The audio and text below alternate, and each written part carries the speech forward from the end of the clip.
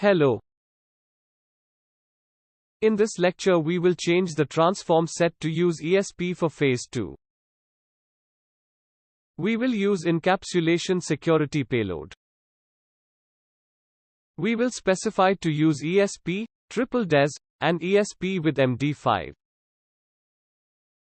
We will do the same on the other side. And then we will go ahead and clear the crypto session.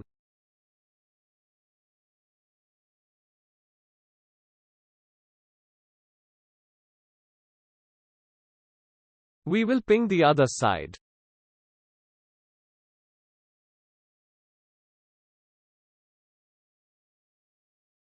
Ping 10.1.2.1 from source 10.1.1.1.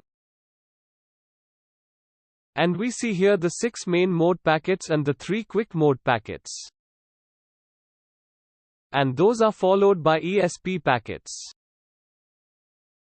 So if you look at the ESP packets and the IP header, we have the header specifying that the protocol number that follows is protocol 50. That means that the parser on the other side would look at what follows the IP headers and evaluate it as ESP. It would look at the security parameter index to figure out which policy to use to decrypt. It will check the security association database to check which symmetric key to use to decrypt. And then once it figures that out, it's going to look at the payload that's encrypted and decrypt it. So we can only see the security parameter index and sequence number, we cannot decipher anything else.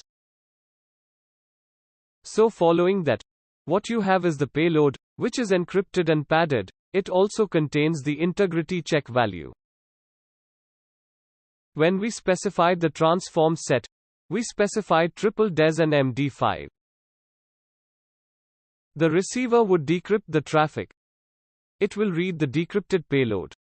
It will find the ICV and compare it with its own calculation. If everything checks out, then it will accept this payload.